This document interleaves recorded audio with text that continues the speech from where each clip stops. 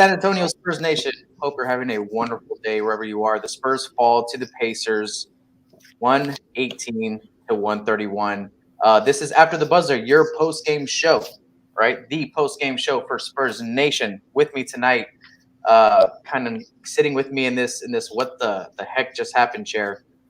We got my guy, Zach Montana from the Spurs Way podcast. What's going on, Zach?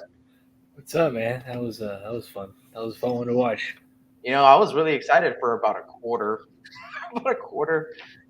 maybe even less than a quarter, man. Whenever DJ checked out, I was, everything else kind of just went with him to the bench. Let me just kind of gauge your temp, bro. What's your mindset right now coming off this loss? It's our worst loss of the season, obviously. I think before tonight, all of our losses had combined for about 25 points, right? And tonight, it's about it's 13 or something. It ended up Well, it got definitely. It looked a lot worse until they threw the scrubs in the fourth. Yeah. So I mean, it was bad. It was real bad. I don't know. You tend to expect these things to happen. It's a young team, final game of a road trip. They're ready to get home. But it doesn't excuse you letting a team hit 11 threes and 8 threes in the first quarter, which it's where you really lost the game. I mean, you're chasing the game from the time being. After that happens, you're chasing. They went 8 for 10 in the first quarter. So I mean, you're probably going to win a lot of games. You do that. And the Spurs, they shot well from the 3-point line as well. They shot 14 for 28, which is the issue. Which is like your Spurs fans are like, oh, we've been waiting for this. But you can't defend the three. You're just going to be just canceling out points. So at the end of the day, not going to win the game. Yeah, we couldn't get stops to close the gap either. My dad showed up like in the middle of the fourth quarter, and he was like, "Hey, what's going on?" I was like, "Oh, I'm just watching the Spurs get their tail kicked by the 2015 Warriors." I was like, "Cause these guys were just lights out, man." Oh, they couldn't miss. Yeah, they couldn't miss, and they were 1-4 coming into tonight. So they don't look like a bad team at all by any means. So I think they were kind of maybe due for tonight, a game like tonight, and then on the back end of that, we were kind of due as well. I think we'd been putting every ounce that we had onto the floor on this road trip, like you were saying. Yep. And these games have been going down to the wire, and legs catch up to you. Fatigue catches up to you. Not a lot of time to rest. Unfortunately, we're gonna come home on Wednesday to play Dallas, but we're talking about this slobber knocker of a game, right? So there's a game ball to dish out somewhere. So let's go ahead and dish it out.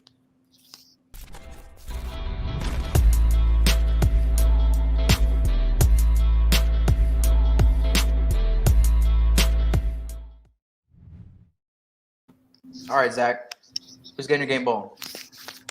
Tough. I'm gonna probably go with Dejounte. He's been playing great basketball. Great basketball, and I think that first quarter it carried over from the fourth quarter from the Bucks game, and he kind of just kept rolling. He really didn't score much after the first quarter, but he's been just getting a little groove, distributing the ball well. If he can keep that going, I think the team's gonna bode well with it. But he was at one point, he's the only person in double digits at midway point of the third quarter. So he got a lot of, I don't know. It was a bad day. It was a bad day at the office. It's one of those ones you go home, you flush it, you keep moving. You have 75 more games to go. So end of the day, you can hopefully it doesn't come back and bite you in the butt, but yeah, it's a bad performance. Let's call it what it is. It was a really, really bad performance, especially on the defense end. That was too many open threes. I don't even want to look at the advanced shooting stats tomorrow morning when they come out, because it'll be just probably 60-70% of the 3-point looks were open. Yeah, so it was bad. That was just bad. That's something that's been glaring itself, I think, in all of our losses, man. Is that we have trouble sometimes on guarding that 3-point line. Mm-hmm. But you're absolutely right, man. Who else do you give it to? I'm not going to make this complicated and try to find some other reason to give it to anyone else. DJ was amazing in that first quarter, man. He dropped 16 right in the first quarter. I think he hit 2 more in the second. He hit a jump shot in the second quarter, and that was kind of it. And the game was already kind of slipping away from us at that point. So I was like, okay, DJ didn't really play much of the second quarter, really. So it's really like they gave him that long stint in the first quarter, and he went off. And you know what? Like, just to kind of focus in here on DJ a little bit, what he's doing on the defensive side of the ball is elite. But man, the sweetest thing that I don't think anyone was expecting was his ability to shoot the 3-pointer the way he is. I mean, he's walking into it, he's catching, he's hitting it off the catch. He's just been able to shoot at such a high clip. Unfortunately tonight, I mean, like, he hit 3 tonight, 3 for 5, right? He hit them all in the same quarter, I believe, right?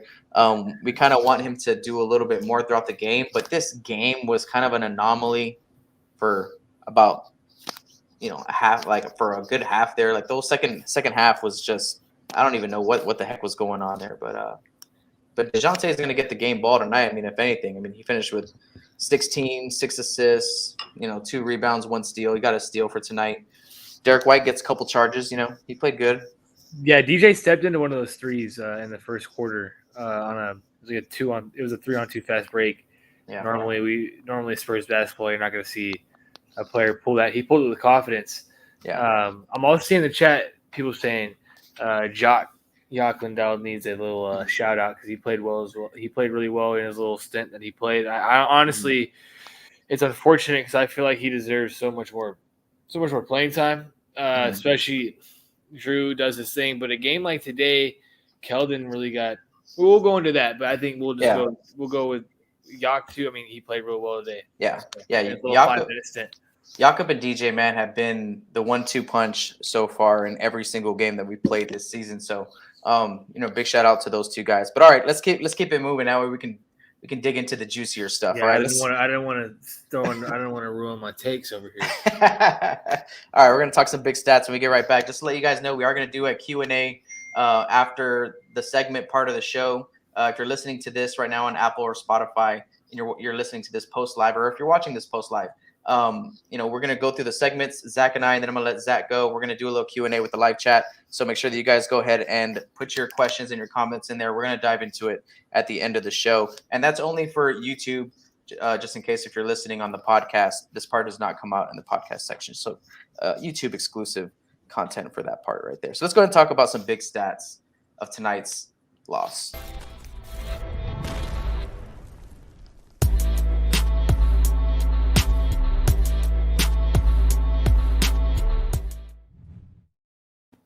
I usually have my chart, right? And I'm like taking stats. I'm like, okay, this stands out to me. This one stands out to me. And at halftime, I was tallying them all up. And I'm like, oh, okay, we're just losing in every single stat category in tonight's game. I was like, you can pick from the gambit, right? Whatever you want to look at, we're losing in that area, right?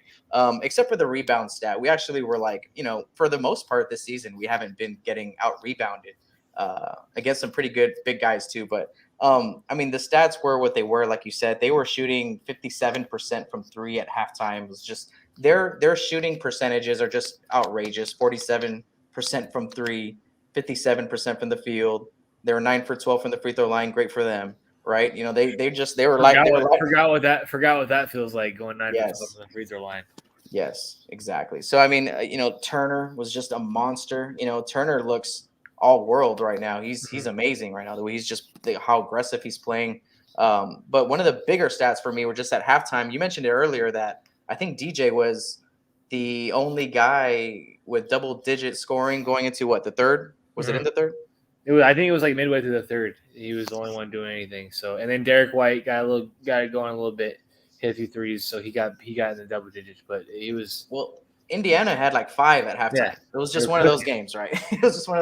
So they were just obviously on.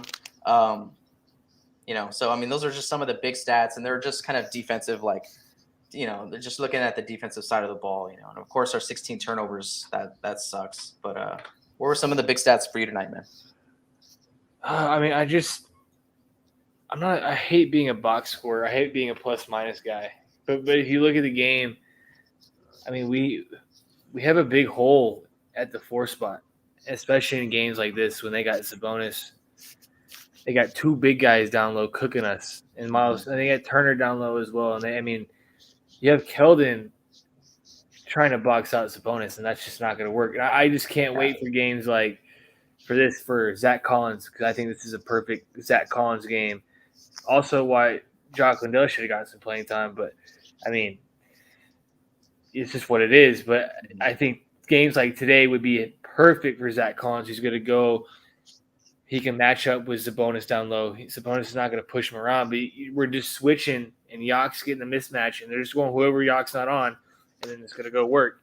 And that was what was happening, and they were getting wide open threes from it because we're doubling down, hitting the open guy, and that's just why you go 8 for 10 in the first quarter. Mm-hmm. So I wouldn't even call it a big step, but everyone's just saying. I mean, a lot of people have been pointing out to me as well that Keldon has the worst plus minus on the team through the season, through all the games combined. Obviously, it's a short sample size, but I think there's ways you can help him. I mean, you can put him you can bring him off the bench. You can slide in when Zach Collins comes back, slide into Zach Collins, keep McDermott on the floor at the 3, and have your Derek White and Dejounte, and still have your shooters because obviously Dejounte showing he can shoot, Derek showing he can shoot. We don't have to say anything about McDermott. Zach Collins has shown he can shoot. So I just think it adds – I think it's shooting as well as hurting him on the offensive end, and on the defensive end he's getting put against a guy who's – Keldon's a big guy, but he's not – you can put all the weight on in the world, but you're still going to get pushed around by a 6'10", natural 260 finisher in the paint who just knows how to use his body. Right, both those guys are all-stars. So in games like this, I just feel like his plus minus he was minus 24 tonight, the worst on the team. Yeah. And it's just unfortunate that I think Pop could help him because there's just better situations to put him in. Whether it's because that we're waiting on Zach Collins to get back, that's one thing. But I just think there's better ways. You can help the team out. I mean, it's just this, you're kind of setting them up to lose because they're just going on the switch guy. And then you got to double down with a 3. It works in scenarios, but I mean, we don't have KD and Clay and Steph and Draymond. We can't run small ball all the time and expect to be successful. Yeah, definitely on a night where we're like the idea behind that would be, okay, we're downsizing, we're going to play faster, we're going to run KJ at the 4. But when the other team on the other side of the floor is hitting the way they are tonight and they're bullying you the way that they are tonight, I think adjustments kind of need to be made, but it kind of makes you think, okay, was it just because they were on the back end of this road trip? You know, they were going to kind of just let it be what it is. They weren't going to change anything too drastic. They were going to let the guys kind of go out there and just take whatever lick, that comes their way, or maybe they play well. But it definitely is a thought that I had tonight too, the Zach Collins thought. That's a great point. I'm just like, man, tonight we needed him. We needed help. And I like Jock too, and I think Jock's time will come. I just feel like, even Thaddeus Young for the most part is barely starting to inch into this rotation a little bit. Oh yeah. And, I think that's taken a little bit away from Drew. And I don't think they were just going to do it. They weren't just going to like, okay, yeah, Thad Young, here's 15 minutes a game. Just because, the Spurs really don't do that. You know what I mean? And I agree. I mean, it is kind of like process. Earn your role type thing. Yeah. Like you're not just going to come in day one and just going to get all the minutes, especially if you're a veteran. I think DJ spoke on that against Milwaukee, and they were talking about how Thad was ready to go and like how he's a pro. He's the pro's pro. He can come off the bench and after not playing or whatever and just be super productive. And and they were talking about DJ spoke on the fact that, hey, I know how Pop does things, even for vets. Like just stay ready because we're gonna need you and your moment's gonna come. And I think it was just this first part of the season is about like establishing that foundation. And I think they're giving that opportunity like to Kieta, Bates, Diop, and they're giving that opportunity to Drew Eubanks to show that, hey, when Zach Collins comes in here and when we start inserting Jock in the mix a little bit, this is y'all's opportunity to show that they shouldn't take your minutes. You know what I mean? I kind of feel like that's the foundation that they're setting right now, that competitive, that competitive balance between the team, between the players on the team, right? Yeah, I don't know. So yeah, no, but we definitely needed help tonight, man. And like AD as well. When we went up against the Lakers, man, I was just like, God, man, we could just use another big body out there to throw at AD. But no, yeah, and I just think, and it just goes back to the point. I just think we're just setting Keldon up to fail, and it's one of those things where, what can you do? I mean, you have big men on the bench. You have guys that are obviously hurt, so it's unfortunate in that sense. If Zach Collins was completely healthy, then I think we'd have our answer. but I don't think the team is fully like what it is, what Yeah. Pop envisions it to be. Because I mean, as this is it's you don't go against two big men every night, like as dominant as Turner and Sabonis down low, but you got to be prepared.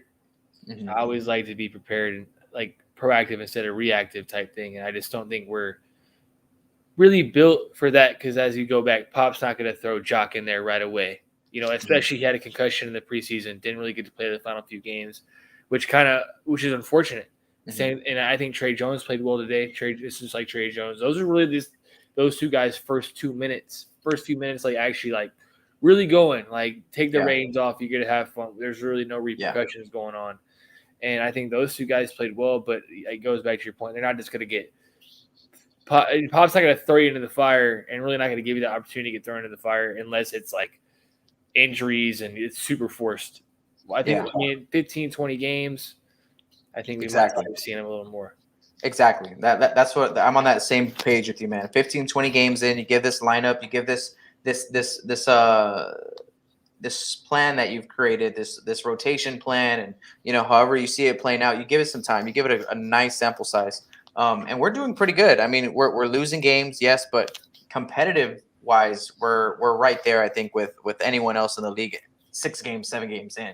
You know what I mean? I don't think we've looked at all like bottom of the barrel, right? Like no, that, Russell Westbrook said that. I mean, we got some young dogs that like playing basketball, and we're a tough team to play against. So I mean, we're not punks, but I just hope we don't see a lot of games like tonight where they get super discouraged and teams are hitting and they're just like, ugh, and the team's just struggling and look like they're stuck in quicksand. And there's really, I mean, who are we going to rely on to like really we need an energy guy. We need somebody who's like, and I don't think we really established that yet. As it's too early in the season. Like who's the guy that's going to bring the juice? Who's the guy that's going to do this? I think we're still establishing. Those guys are still every day going establishing roles. Yeah.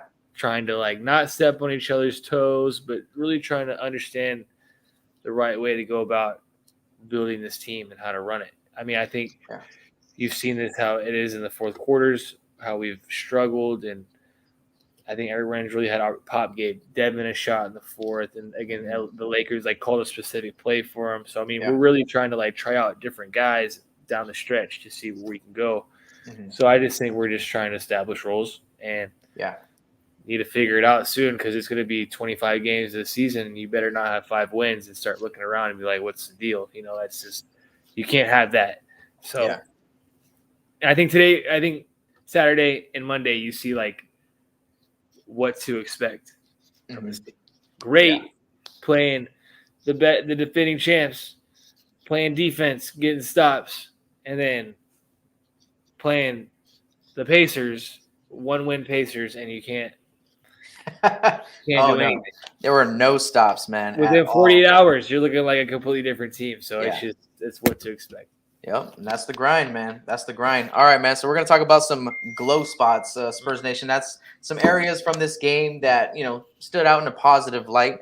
There's always a glow spot in a win, and there's always a glow spot in a loss too. They might be dim, but they glowing. All right, right when we get back.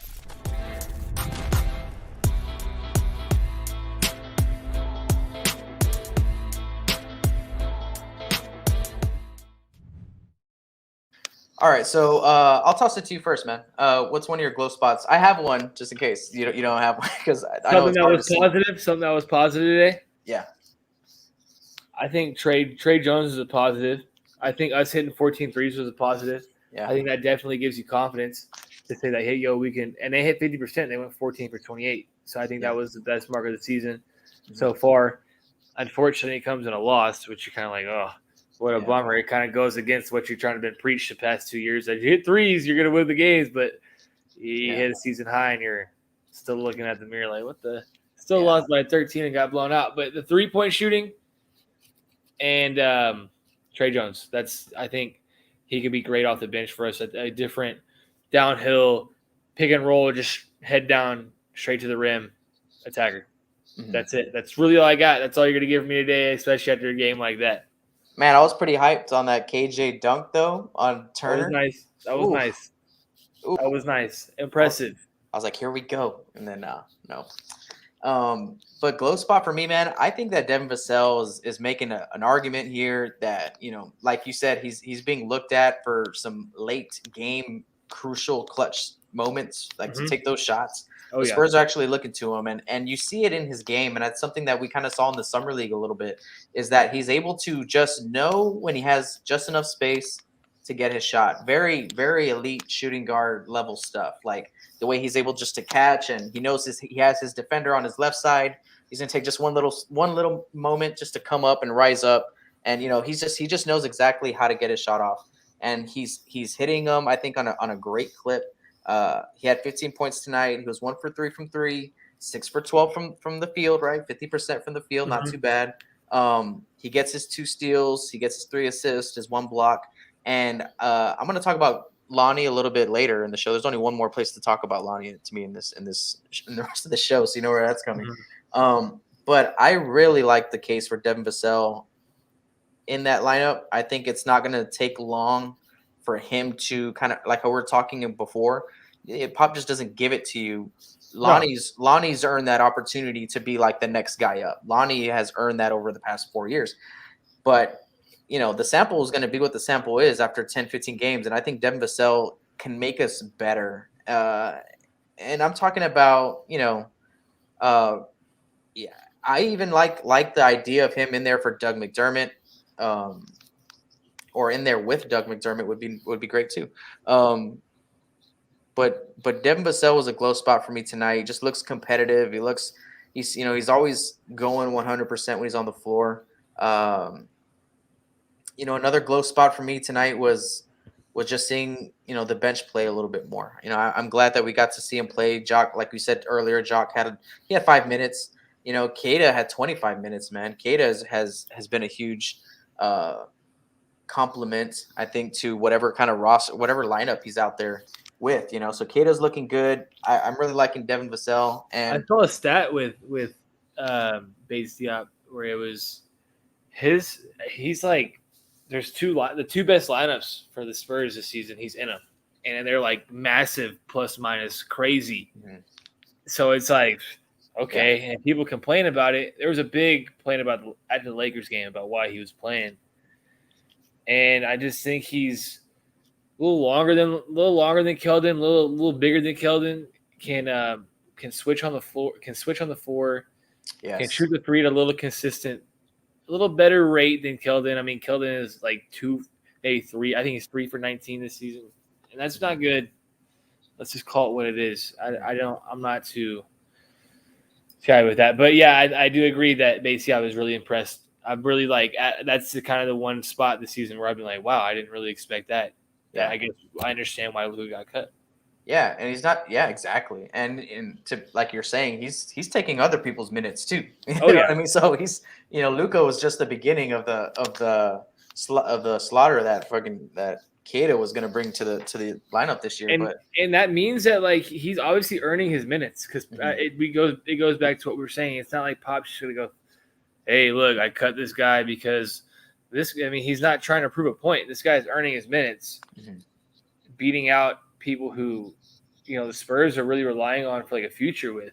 And if that means that, it means he's earning his minutes. Let's just call. That's impressive.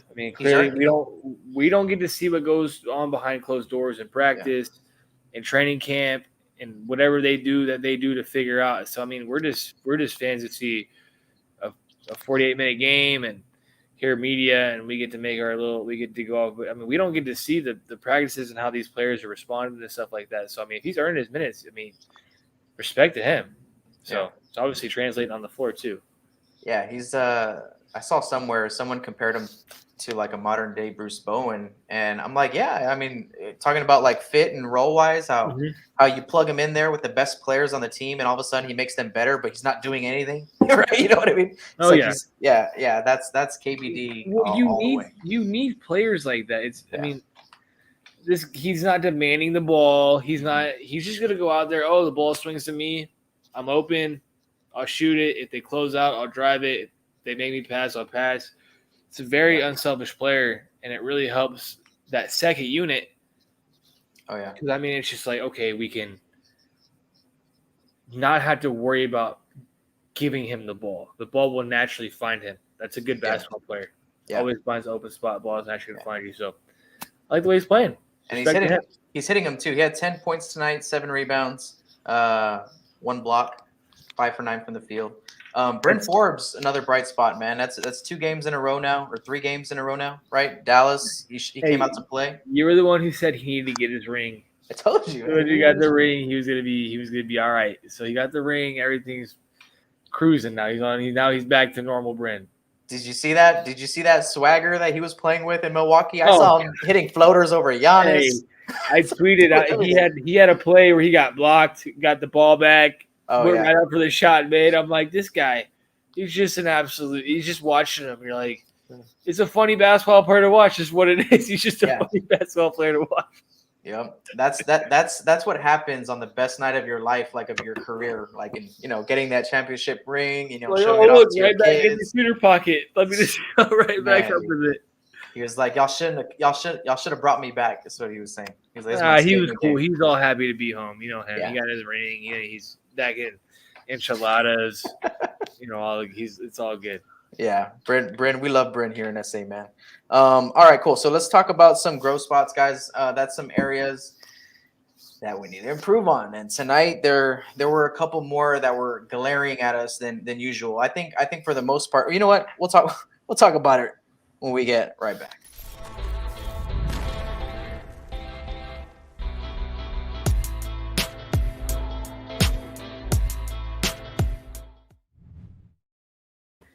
All right. Anywhere you want to look, you can find an area tonight. But like you kind of mentioned earlier, it's important to keep the context involved on the end of the road trip. We just came off playing, Milwaukee 2 days ago. Tired legs are gonna come in and to play a factor. But tonight, there were a lot of areas that you can see that, okay, we just didn't have it. I think for the most part, a glow spot, if you will, on the growth spot is that usually there are real little things, very minor little things that we kind of slip up on late in the game that cost us so far this season. Tonight wasn't one of those games. So, I mean, you could take your pick at the smorgasbord in front of you. What's one of the areas tonight that you're just like, look, man, it was obvious that this game got away from us, but hey, this one was something that we need to fix moving forward. Well, I mean, I hate to beat a dead horse, and I just can't. I hate to be just keep repeating myself, but we gotta figure out what to do with that 4 spot but obviously, as I keep reiterating, I think Doug McDermott not being in the starting lineup is really kind of holding us back a little bit, because he definitely helps Dejounte and Derek get to the paint with the spacing, the way he runs off the screen, when they run Jock on that high pick, where Jock has the ball, and they're all running around him, and they really are not up to their optimal form right now where they should be, and I think it helps Keldon as well. But I think we just need to figure out what to do with that. Even though we shot a season best 14 threes, a lot of them came in the second half in trash minutes when we're already down 25.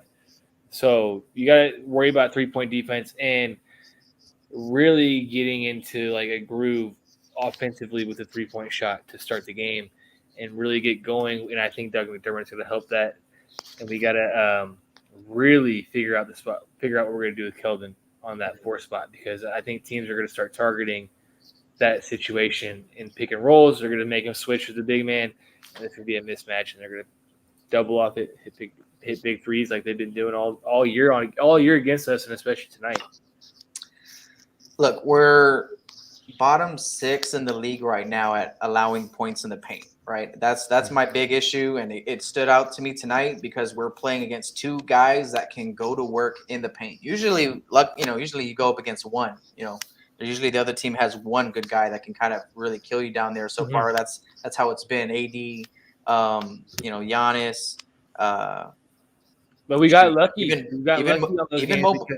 Mo Bamba in the first game, he was giving us the business. And we've got lucky with injuries, because if they had LeBron, I feel like we would be in more trouble, because that's another guy in the paint. If we had I think Kristaps, and they also or one of the Lopez brothers was out as well. So I mean, we're kind of been dodging bullets with, and it's kind of I think tonight really exposed that crack as you're bringing like we cannot compete with two big men. So we're down there at the bottom of the league. I think giving up about 50 or 53 a game points in the paint. Tonight 62.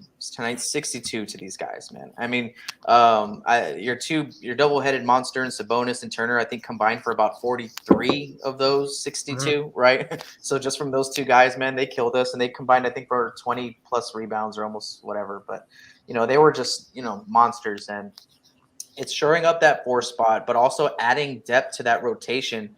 Right now, we don't use our depth at our bigs, right? We barely use Drew. Jock hasn't gotten in the mix. We're downsizing that to the 5, right? And we're slipping him in there, and we're experimenting with that at the moment. And it's just like, okay, yeah, we're not even trying to really go big. And I feel like, okay, we've been able to get by. We've been able to still just be in the game, right? We're still in the game because we're getting steals. We are getting steals. We're turning that defense into transition opportunities, right? We actually not tonight. Tonight we shot 52. Actually, it's not that bad. We shot 52% from the field, right? But we're actually top 7 in the league in field goal percentage, right? So it's like we're getting to the rim, to the paint tonight. No, but on the defensive side of the floor, we're letting people in the paint, and it's a big problem. And an issue, you see it when teams run pick and roll, it's our help defender from the baseline is always gonna be a 6'7" dude or below, which is an issue because we have no help. The defender off a pick and roll we have no one contest in the paint. I love Keldon to death, but Keldon is just not. I think Zach Collins. I still don't understand why tonight would have been a perfect game for Jock to get in there. Yeah. Earlier, he obviously played well when he got his minutes, but he only played 5 minutes. If he plays 10 to 15 minutes, maybe space that floor out a little bit in the first half, it helps players like Keldon. It helps players like Dejounte, Derek really get in the groove, get to the lane, get easy buckets because you have a guy who he can, as he says, he can shoot the piss out of the ball. So, he's obviously – can shoot the ball, and it's a good looking stroke. It's a great shot. Showed it off tonight a few times, and it's kind of like, man, this is a bummer because tonight are games that we can go big and still shoot.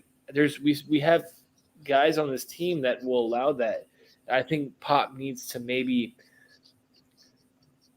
just go to it a little quicker. Understand hey, this is a situation. They have 2 big men. They're eating the paint up. But we have big men as well. When Zach Collins comes back, he can shoot the 3 not consistently, but he can keep you honest. A little 33% is going to keep you honest. He gets hot one time. As honest as Turner was tonight. Right. It's still going to make you think, hey, I might have to step out, and still going to space the floor out just a little bit more to get in the paint, get people moving. Yeah. So same thing with Jock. And I love Drew. I love what he's done, undrafted, free agent, come and made a name for himself, but you can't have. I think we're two of the same at that 5 spot. Where it's like these guys really aren't any different. There's no variety when we bring one on and one off the floor. Mm-hmm. They all really do the same. They both get in the paint. So we need a little variety out there on the 4 spot. A big man who can pull out their big man, shoot, and even if they're running small. We still have 2 big men that can switch. I trust Jock and Jock's feet out there switching on defense. Same thing with Zach Collins on a little guy. So I think when that happens, I think that's still going to be a big boost for the Spurs once we start adjusting and start trusting that our 4s can play with NBA 4s. Instead of forcing the small ball, there's times to go to it. There's no issues to hey. We need to start the game with small ball. No, you don't need to force it upon yourself. There's obviously teams will give you opportunities to go small. You match them, you force their hand, but tonight wasn't that situation at all.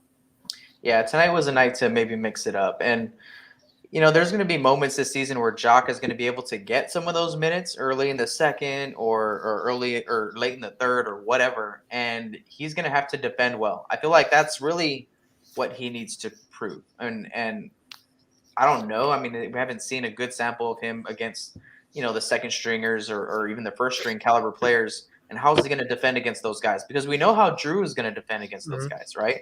And I think that's like security in a coach's eyes. Like the way that your players defend are kind of like your security blanket as a coach. So I feel like he's going to have to prove that whenever his moments come. And then because we kind of know Zach Collins, we know what he's all about. He loves a little fight. Yeah, exactly. And Pop's gonna love that. He might get in a little scrap this first game back. You know him. Yeah, exactly, man. And I hope that eventually we see some of these lineups where we run a double big out there at some point with Jakob, because when you look at it, Thaddeus Young played 15 minutes. Drew Eubanks played 5 minutes. That's your bench rotation right there at your center spot. That's it. Those 20 minutes. So if Jock wants to take some of those minutes, he played 5 tonight, but again, it was like in a blowout. If he wants to take some of those minutes, he's going to have to earn it on the defensive end. There's opportunities too against Dallas. Dallas likes to space the floor and shoot threes, and play 2 big men that can shoot. So I think there's opportunities against Dallas as well. Yeah. To try what we've kind of been harping on in the last 5-10 minutes about getting a big man out there who can kind of, give a team a different look. So I think teams have understood what we're doing now. Is there's a, kind of a good sample size to see that, hey, this is how they like to get down. So teams are kind of adjusting. Scouting reports are changing. They're getting more of a – they always said it's the best time to play a team earlier in the season because you really don't know what's going on. But once you start kind of getting a groove, you can kind of understand how they play. So, I mean, teams are starting to do that. So you got to give a little different things at them. And also the Spurs got to test their product against a different system, style, whatever, and see which is better, right? Like, okay, is our small ball better than your big ball, right? Let's just see how it all plays out. Or vice versa. Or can our big ball play with your small ball? Exactly. Can we put in Jock, and can we just get offensive boards and then have the 2 Jock and Jock out there banging, or Zach and Jock out there banging? I mean, it's just, I think there's a lot of varieties. And especially Jock has been great on the offensive board. And I think if you add maybe one more to the mix, it would be great. Yeah. And spurts. Doesn't have to be all the time. Yeah, situational and spurts depending on the matchup. Last growth spot for me, it has to be my guy, man. Lonnie Walker. I was telling my wife during the game, I'm like, you can't look at Lonnie's stat sheet. If you want to get the total misrepresentation of how Lonnie played that night, look at his stats. Because, usually he can have a great stat night. And in my eyes, I'm just thinking, man, this guy was terrible. Or, like he has an off night on the stat sheet. I'm thinking, man, Lonnie was huge, like all night long. You know what I mean? So Lonnie has that effect. So those of you guys that like to look at that, you got to really look into how he's playing, how he's defending, what he's giving. How many times does he get beat on the floor? You got to count those, man, because it's a lot. And Lonnie, we need him, man. It's a no-brainer that we need his offensive output.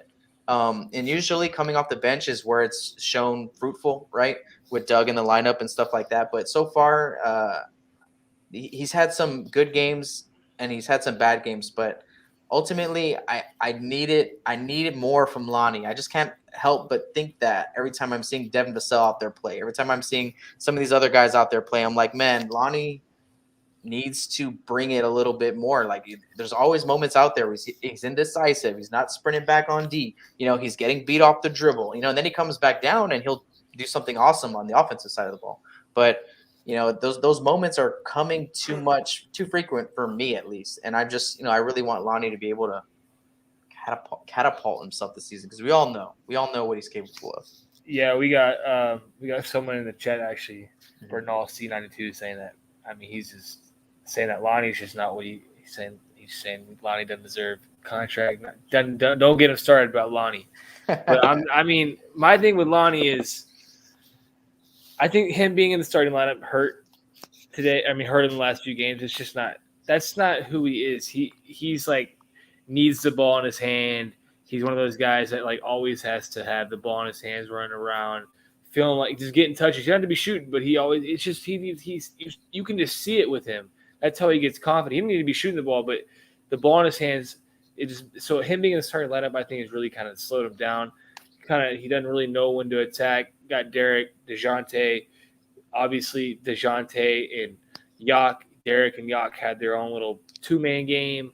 So it just kind of nullifies and it turns him into what we talked about our first time we talked about, how it turns him into a spot-up shooter, which I don't think that's what he is. So, I mean, I think we got a good sample. We've got some good glimpses of him this season off the bench, where I think that definitely suits him, where it's like, yeah, you're going to get the ball, you're bringing the ball up the court, you go to work. And to go back to your point, yeah, there was a few possessions today where he runs down the court, shoots, done pass. The possessions that annoy me are the possessions where you run down, hit one pick and roll on the top of the key, shoot a three, and you bust his shot, and you run back down. You don't find your man on defense. It happened. Holiday hit a three in a corner on him, and it's like, yo, like you can't like you got to have a short memory. He definitely doesn't seem to have a short memory, where it's like things just sit on him, and I just feel like there needs to be more. Like there has to be more. Like you have too much talent. I've seen plays where you're running up, hanging in the air for 10 seconds, finding the backboard.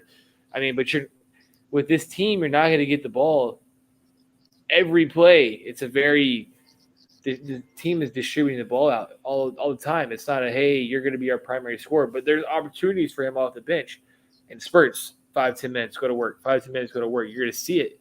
But today, it was last few games. It's kind of been. Yeah, you want to see a little bit more instinct out of Lonnie. Like, every time I look at his, at the end of the game, I'm like, let me see. I'm looking through his stat sheet. I'm like, okay. But then I look at the personal. I always look at the personal foul column for Lonnie, straight up. I'm like, how many fouls does he have? How many fouls do you think he had tonight? 2. Zero fouls tonight. I'm just like, how do you not pick up a foul when you're getting your tail beat down 25? 20 pretty much the whole game, and I feel like that's Lonnie half the time. He just doesn't want to get in it like that. He'd rather stay out at bay, kind of waiting for his spots, and then he'll hit you with a shot. But he doesn't want to get into it, and I feel like that's going to hold him back because he's crazy. Got the athleticism. That's crazy when you think about that. That reminds me of a game. It was that Kawhi Leonard big game against Memphis a few years ago in the playoffs, and LaMarcus Aldridge played, I think, 46 minutes and had 1 rebound. And you're like, yo, you're a big man. Like, how do you get 1 rebound in 46 minutes? Like, we could run up and down the court for 46 minutes. Any one of us, and the ball's gonna find us twice. Yeah. Like, it's gonna find me. Yeah. So that's crazy. I mean, you don't just it's aggression. It goes. You gotta want it a little bit. Mm-hmm. Yeah. So, anyways, Lonnie will be a growth spot for me. Hopefully, not that much longer this season, but because you see it in flashes. But man, some of those, like you said, those annoying plays, man. Those are and it's like the lack of effort sometimes. And I think he's just overthinks it. I think there's no instinct, and it's all overthinking. I don't know, where am I supposed to go? Who's my guy again? Where is he? Oh, he already cut it back door on me. Oh, yeah. You just would much rather him just play. Yeah. It's like, go out there, whatever. Like, when you play, no one can stop you. You're not thinking. You're just going to work. You're going to work people. So. And if you're going to be kind of on the downside on the defensive end, hey, Bryn Forbes is like that too. So, but you can do something. You can light it up every single time you go out there. Bryn ain't afraid to shoot. Bryn has no mental lapse on the shooting side. Don't tell him that. Exactly. He just shoot all day. Yeah, we need to get that rubbed off on Lonnie just a little bit. All right, Zach, man, thank you for coming in, man. I know it was a loss. It was a tough one to watch. But thanks, man, for stopping by. Why don't you tell everyone where they can find you, man? You can just find me at ZachMonty14 on Instagram and Zach_Montana on Twitter, and the Spurs Way podcast on Twitter as well. And shout out to my boys who tuned in. They're acting like fools in the chat. And shout out to my mom, my dad for watching. And yeah, appreciate y'all. Go Spurs, go! All love. All love, man. Thanks for coming on, man. Appreciate it. You safe, man. You keep rocking in that AT&T Center, man. Oh, it's crazy in there, man. It's been so much fun. I can't even describe that Lakers game. That energy in there was wild. So y'all be safe. Yeah. All right, man. You too, man. Take it easy. Yes, sir. Go Spurs, go. All right, guys. Thank you, guys. Thanks. Big shout out to Zach Montana for hanging out with us here on the pod after this loss. It's a late night here. It's in about 9 p.m. So I'm excited right now because I'm about to hang out with you guys for about another 10, 20 minutes. I'm going to go through the chat room. I'm going to look at some of your questions, some of your comments, and I'm going to pull them out. I tried to do this last week, but there's a little bit of technical difficulty last week. So I'm going to kind of go through the chat room right after this short break. Go Spurs go. By the way, you want to learn how to support this channel? That's what this break's about. Go Spurs go, baby.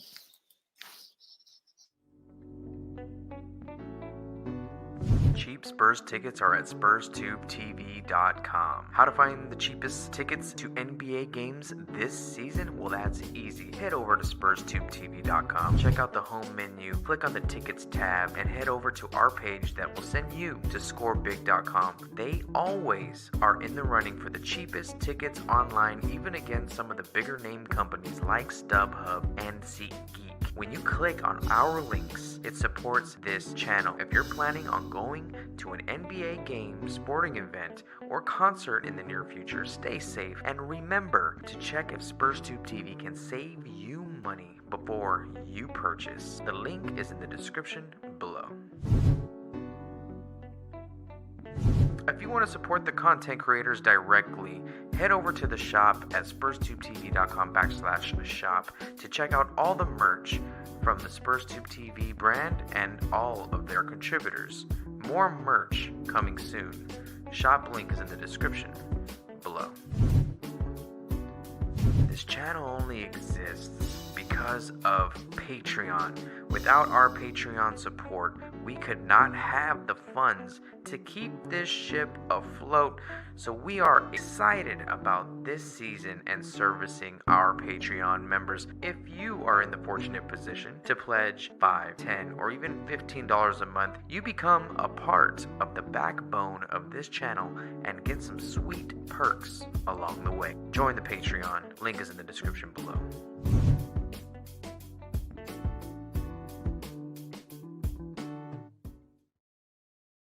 All right, this is a YouTube only part of the show. This will not be on the audio podcast feed. If you do like to listen to podcasts, so make sure you guys subscribe to us on Apple or Spotify, wherever you get your podcast jam on. I'm going to dive into the chat room right now. Those of you guys that are still hanging out, thank you guys for hanging out. Smash that like button down below. Chant Go Spurs Go when you do.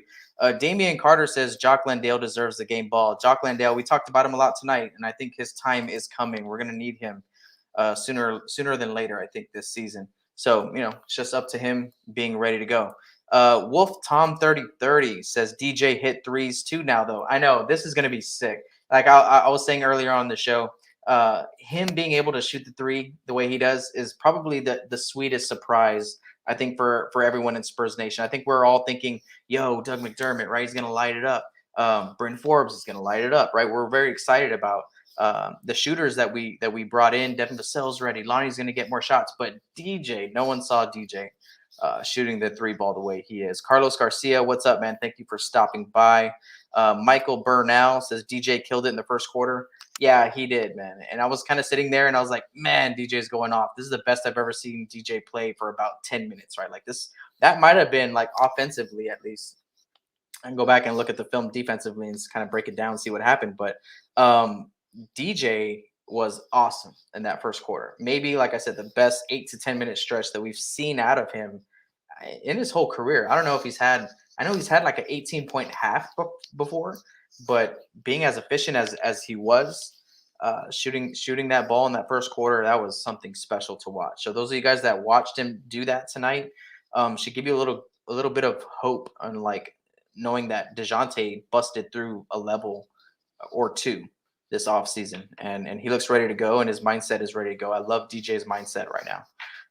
Bernal C92 says, let's get it. I agree. Let's get it, man. Wolf Tom 3030 says Big Lobster is an elite big man.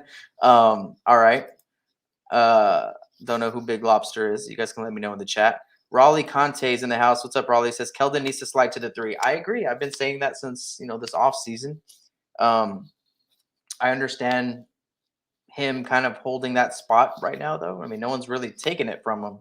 If you ask me, it's more about strategy. Yeah, I would slide Keldon down to 3 to, give him a better shot at guarding some, going up on the offensive end, not having to bang so much with the bigs on the defensive end. I like it, but we'll see what the Spurs do.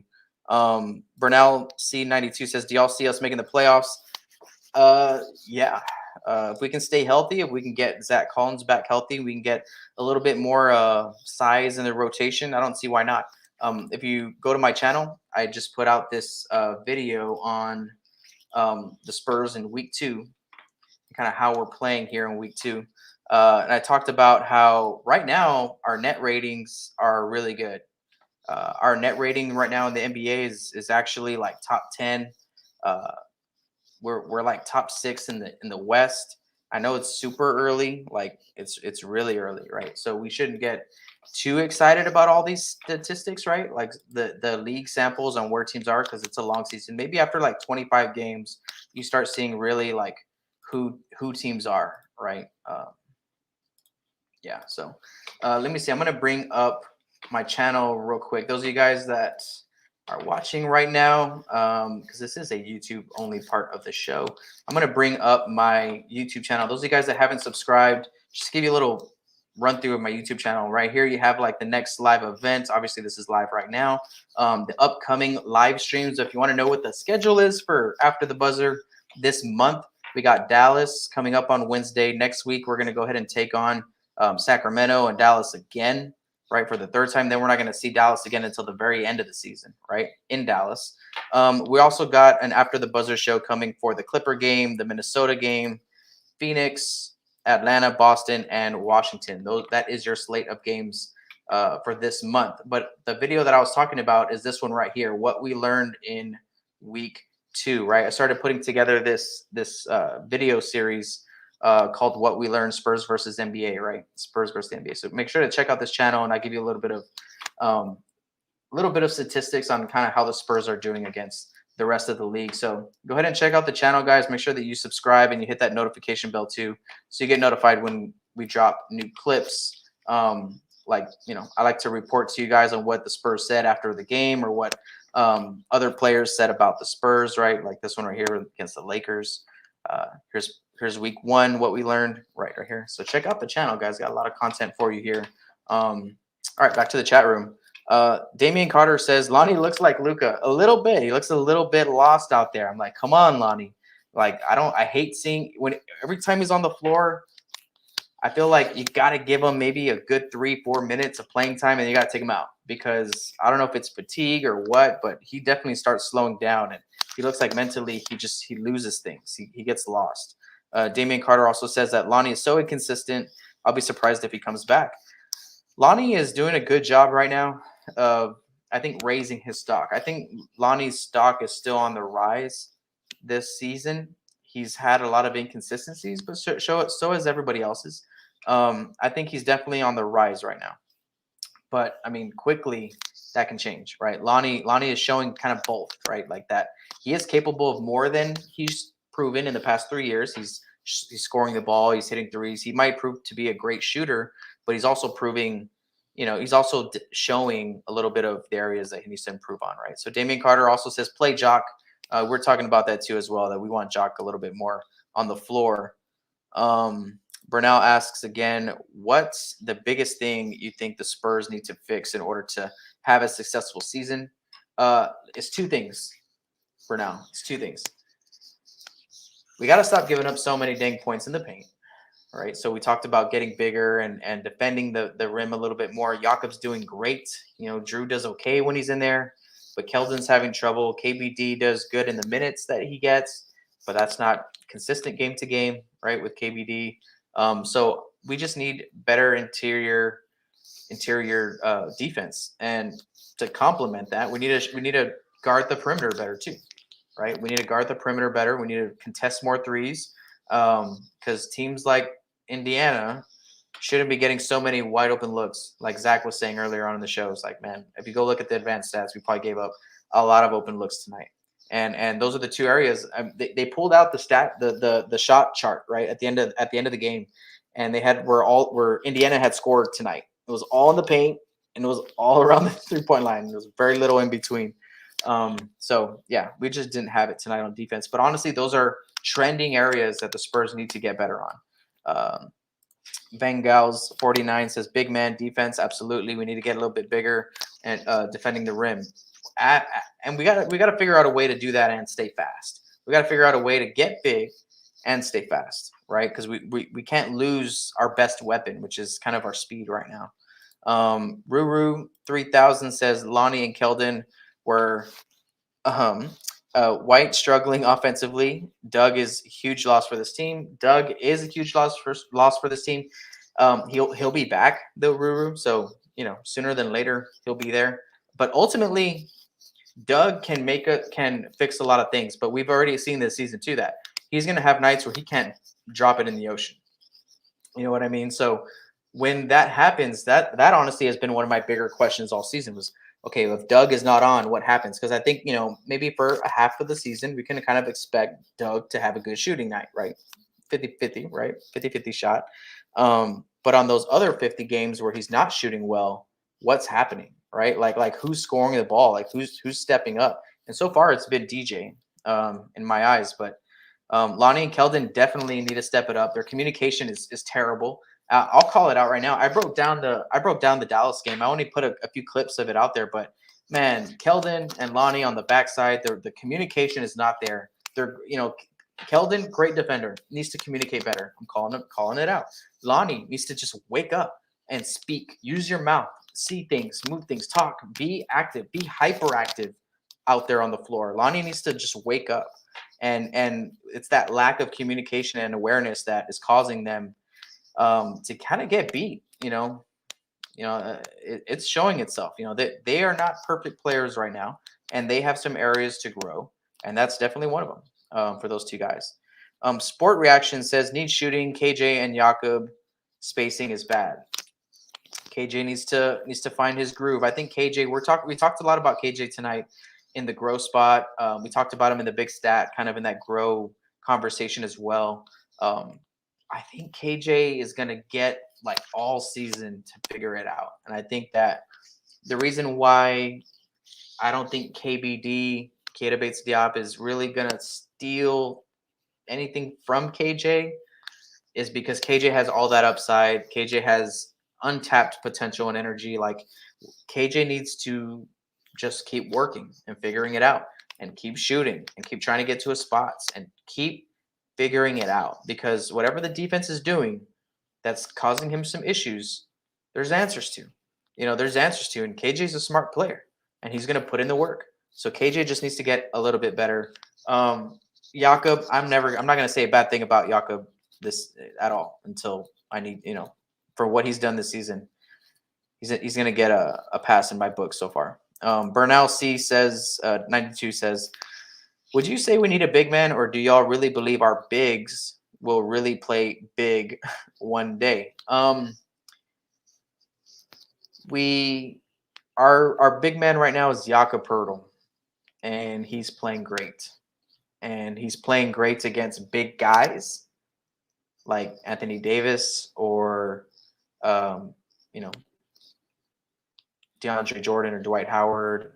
Whoever the center has been on the team. Jakob's been playing great. He's also been playing great against like small ball fives, like Giannis, right? So Jakob is our guy.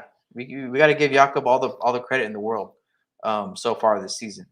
Wolf Tom 3030 says, when we gonna bring someone decent into our lineup?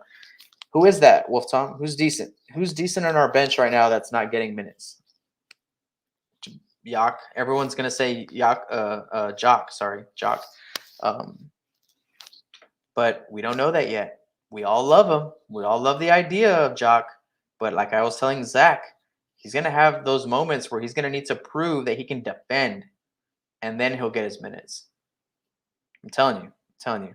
Ruru 3000 says again, Keldon can't have 9 points at the power forward position. It's more, to me. Ruru, he didn't shoot any free throws tonight, and that's weird, right? Because Keldon does nothing but try to get to the line, get to the rim. So Keldon, kind of having his foot off the gas on the free throws column today was a little bit of a concern for me. those of you guys that are watching right now, please smash that like button down below. Hit that subscribe button. Thank you guys for watching. Wolf Tom 3030 says these young guys need a vet.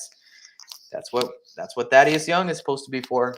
Thaddeus Young, I think, is doing a great job too. From what I'm hearing from Thaddeus, what I'm hearing from Coach Pop, and like Dejounte and everybody talking about Thaddeus Young, he's like our Rudy Gay and Patty Mills combined into one player in that veteran role, right? So, he's doing his part here. So yeah, we got to learn though. We definitely have to learn from these mistakes. Our young guys got to be the vets. To be honest, Wolf Tom, our young guys, Dejounte, Derek, those guys need to be the veterans. Lonnie, right? Those guys. Oliver Lean says, do you think we should sign Emil Heskey? Don't know who that is. Raleigh Conte says, put Keldon at the 3, put Landale at the 4. That's interesting. I would love to see that on the floor. Damian Carter says, Drew, Thad, both of them don't need minutes. Someone's got to take it away from them, right? You can't just be giving everything away to anyone who walks through the door, right? That would cause chaos in your locker room. You need a healthy competition structure, right? You need guys to battle it out. And we're only 6-7 games in the season. Still got like 70 left.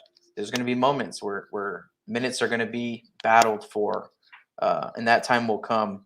Ruru 3000 also says Lonnie and Keldon need to finish at the rim and keep attacking. Lonnie settles for missed threes. He doesn't use half his abilities. Absolutely right. The other day he was on Instagram saying there's a whole other level that I can tap into. Lonnie, right? Quote unquote Lonnie.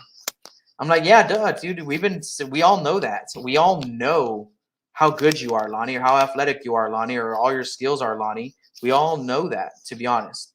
What we want to see you do, Lonnie, is put them together like you're saying. Oh, don't hype us up. Don't hype us up with all this stuff. And that's for real. Like Lonnie, you know what?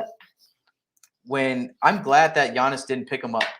I know that's silly, right? But I'm glad that in 2 games ago, was it last Saturday when we lost to the Bucks? Lonnie wanted to be all nice to Giannis, go help him up off the floor, and Giannis was like, "Nah, get away. You're not my teammate. I don't need your help." And you can tell Lonnie kind of got a little salty from that. But that's the competitive juice and nature that Lonnie Walker needs. I was just like, good. Hopefully he learns something from that. Like, get aggressive. Stop being nice. Don't joke around. Stop looking like you're just this jokester out there on the floor. And I love him having the great attitude. I love Lonnie. Like, I know I'm being hard on Lonnie right now, but I love his attitude.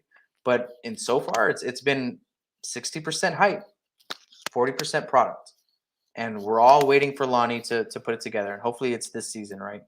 So I'm with you. I'm with you guys on the Lonnie thing, and just need him to kind of put it together for us here. And it's a mindset thing for Lonnie. It's all up here. Like we all know, Lonnie has the ability to do everything, but it's all up here. We'll see. It's all on the defensive side of the ball, man. All on the defensive side of the ball. Let's see. Let me kind of go through here. Michael Burnell says, I feel like they're just making it a lot harder than it should be, trying to do a bit too much. Well, we're doing what we do. Like we're not trying to do anything too crazy right now. I remember Pop talking about that. In the beginning of the season, he was talking about how like it's going to be real simple stuff on both sides of the floor, and it is. A lot of freedom out there, and sometimes it looks like we're forcing the issue a little bit, but it's just our players playing to their strengths. So I think right now it's a lot of trial and getting run underneath us and trying to build something. And I think we're building something great right now. I think we're building a high octane defense. We're pushing the ball on offense. We're taking a lot of great shots. So we just got to put them in the hole and play better D than we played tonight, to be honest. Let me see. Kind of go through a few more chats here, and then we're going to go ahead and call it. Let's see. Damian Carter says Tre Jones is joking to end up I think you're trying to say that Tre Jones is going to end up taking Lonnie's minutes. Tre Jones shows us something every day, right? He shows us that he competes at a certain level at least. Doesn't matter who he's going up against or what team it is, or if it's a center he has to box out or whatever. Tre Jones is going to stick his nose in it and get in that fight. And so far, he's been great. Zach was talking about that today too on a glow spot that Tre Jones is a huge glow spot for the Spurs right now, right? So, all right, let me see. Kind of go through a few more of these. Shout out to everybody in the chat room right now. Helpful Honda. What's going on? Says Landale 444 in garbage time. I love it. He was the topic of conversation tonight for sure. Go Spurs goes in the chat. Says Jock is here for a reason. Let's just pray that Coach Pop will play him as soon as possible. Not as soon as possible, but as soon as he earns it, right? That's what we're talking about. Shout out to Gregory Castillo, super fan Gregory Castillo. Spurs versus everybody, Gregory Castillo. Vassell should be playing over Keldon and Derek. Legs are either gone because of injury or something. So I'm thinking Vassell can do well in that starting unit. However, the Spurs would like to do that. I have no idea. Does he come in for Doug, Keldon, Derek, right? There's a lot of different things we can do. But Devin Vassell in the starting lineup intrigues me because I think he's a guy that can come out and be efficient like almost every game, right? He's going to get his shots. Wolf Tom 3030 says, why are we sending Primo to the Austin Spurs? Because he needs playing time, and he's gonna do a lot of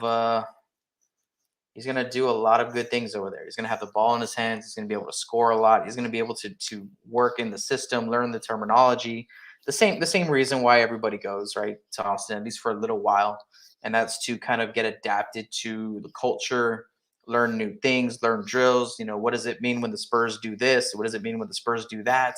And actually put him on the floor and have him try it out. You know what I mean? Because in the NBA, yes, like it's not that he's not good enough to be in the NBA, because we all know he is.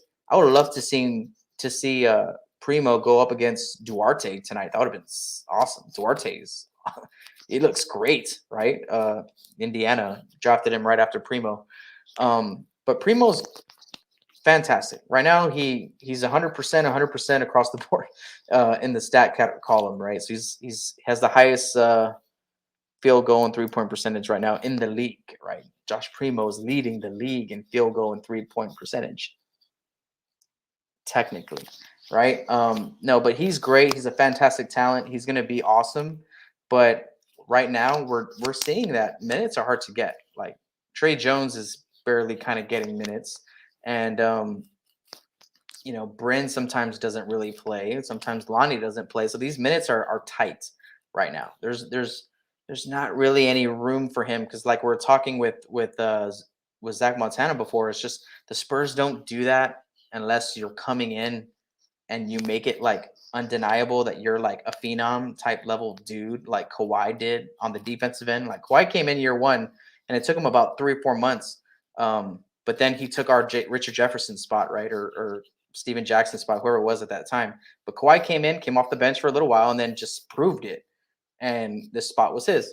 Kind of what KJ's doing right now too. But Primo, there's going to be a time for him. And I think right now what the Spurs are kind of doing is they're letting him develop, right? Just that same word. I think he's going to be our next like backup point guard, to be honest. Like, I know he's a shooting guard, but I see the Spurs like putting the ball in his hands and letting him just score like Damian Lillard. Think of Primo like as Damian Lillard, Kobe hybrid, right? In year like 5, right? Like year 5 years from now, maybe, right? But it's just inevitable. He was going to go to the Austin Spurs, and at least for a little while. He'll probably come back every once in a while, and he'll probably play again this season. So, don't give up hope right there. Go Spurs Go says Keldon is good. He's just small at 4. Yeah, he's going to have to figure it out because we're playing him there. Aaron in the chat says, I was thinking we go double bigs, Jock and Jock, against the Lakers too, since they were just bigger than us. I'd love to see it. We probably won't start it, right? But I would love to see it like in the second quarter or even in the first quarter, right? Like sub in Jock for Keldon, like at the 5-6 minute mark or whatever it is. And let's see them battle against their bigs, right? I like it. Okay, let me see. Gonna go through a few more of these. Sorry if I say all the time, guys. It's like a space filler for me. Akimbo Slice says that Pooh, I think he misspelled that. See, this is a controversial one. I think you meant to say Pop needs to wake up and realize that he needs to play rookies. We ain't a championship contending team no more. Duarte looked really good, but I would disagree. Right? Rookies can look very good. They can. It's not the way we do things, though. Not the way we do things. All right, so let's see. M Easy's in the house says Derek White hasn't been good neither. Keep that same energy for him. He's the highest paid on the team. Derek White is the best defender, arguably, that we got. So you're saying that he hasn't been playing good? I'd say I don't see that. You can tell me that he's been shooting poorly, and I can agree with you. But to say he hasn't been playing well, to me, that's completely off. I think on the defensive end, I mean, dude picked up 2 charges tonight. He's probably leading the NBA right now in charges or top 3 or whatever. He's huge on the defensive side of the ball. He's one of the only guys, literally, one of the only guys on our team that rotates on time, that rotates early and effective and can make a play on the help side spot. Derek White is a guy that can honestly, one of the only maybe 4 guys that can get his shot off right now. Not everyone can even get the shot off. Derek White is controlling the game. He's getting after it on both sides of the floor. He's communicating with his teammates. He's fixing things on the defensive side of the ball. So, I mean, you got to look at both sides of the ball, man, because Derek White is playing phenomenal, but I would agree that he's struggling on the offensive side of the ball. Sure. Half of our team is any given night. But Derek's been one of those guys. Dejounte, on the other hand, has not. So I don't think that means that you have to sit one of them. But just there's going to be a time, and hopefully there can be a stretch of games where these 2 guys turn it on together. And at some point in the season, hopefully it's towards the back end of the season where we really need it. L1MER, is that Limer? Pacers were just hot, and we just a little soft inside. Yeah, exactly. I don't know if you were here earlier, but I was telling Zach, I was talking to my dad earlier on in the game, and I'm like, yeah, I'm just watching the Spurs get their tail kicked against the 2016 Warriors. I mean the Indiana Pacers, right? Because they were just hitting everything. It was ridiculous. Let me see. OTO says, I know this is a game recap, but off topic. When do you get a chance?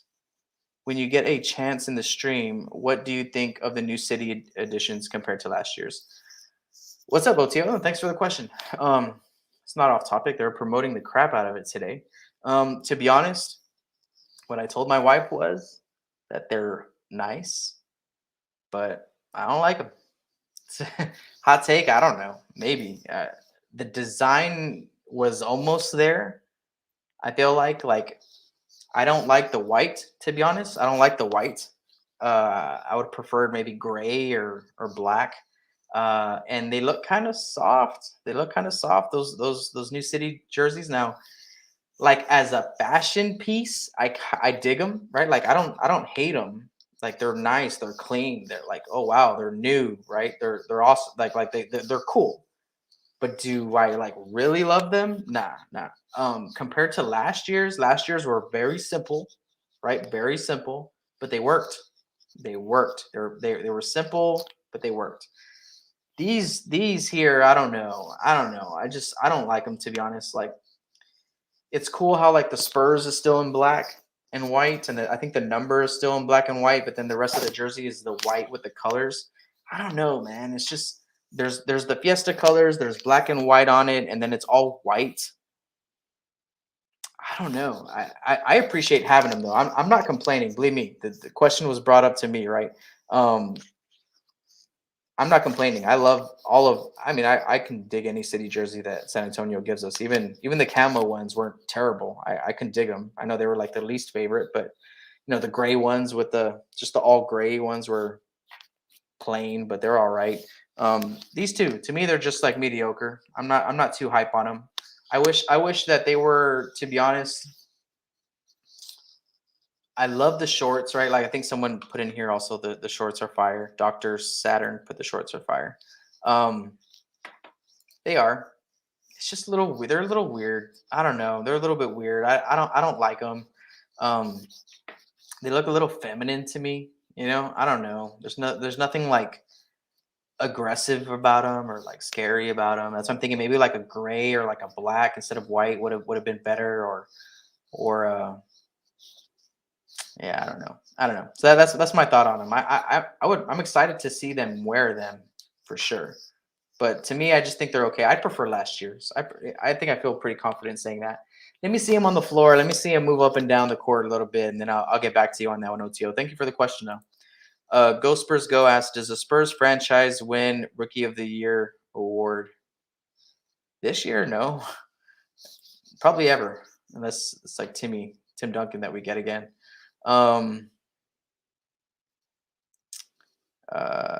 Easy says Derek White has been a turnover machine this year. I mean, naturally, he has the ball in his hands a lot. He's going to turn it over a little bit more than others, but I wouldn't say every game he's turning it over like at a high clip. ERN says Derek had the highest defensive field goal percentage. Only people with numbers closer to him were centers. Yeah, I saw that too. That his impact rating or something is like top in the league. Like what Derek White is doing on the defensive end is special right now. It's not even just good. It's special. Right? We have a lot of special going on right now. That's why it's kind of tough to lose these games. Okay, let's see. All right, guys.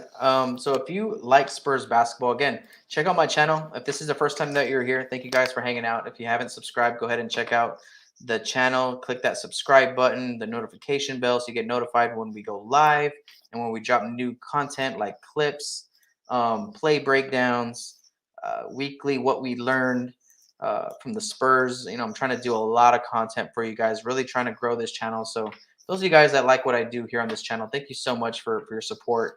There's a few ways that you can support this channel. There's links in the description below. There was after the segments of this show with Zach, who kind of I put an ad out there a little bit and we talked about it. But it's going to be a lot of fun. This season's going to be fun. Today was a tough loss, but we'll be back here, guys. If you want to see the schedule for content coming from this channel, all you got to do is go to the YouTube channel right here. The next after the buzzer is this Wednesday against the Mavericks. And then next week, we'll go ahead and take on Sacramento and then the Mavericks again, right? So, we're going to see a lot of Dallas here over the next week or two, right? So thank you guys for hanging out. Go Spurs Go. Make sure you check out other videos on my channel. Let me know what you like in the comments below. I really want your input. I miss you guys, to be honest. I've been doing this the post-game show after the buzzers this season, but I haven't had any time to dive into the live chat. And those of you guys that are here with me live, I need to ask you something. Would you guys, I've been thinking about it because the numbers have kind of been so-so. I'm debating recording this show, pre-recording it, and then releasing it the next morning after a game. Or you guys that are in here live, let me know in the comments below if you would prefer me to keep it the way it is and go live after the game, after the buzzer. Or would you like it, maybe because it gets too late sometimes or whatever, would you like it for me to premiere it the next day, right? I don't know. You guys let me know. It's just something that I've been thinking about. And I haven't had much time for the chat room, and I kind of felt bad. So I wanted to start implementing a little Q&A at the end of the show after the guest, leaves or whatever. So you guys let me know. Let me know what you guys think of this after the buzzer. This is very important to the channel. I want this show to be your home, right? To be your place to come and catch up on what's going on with the Spurs.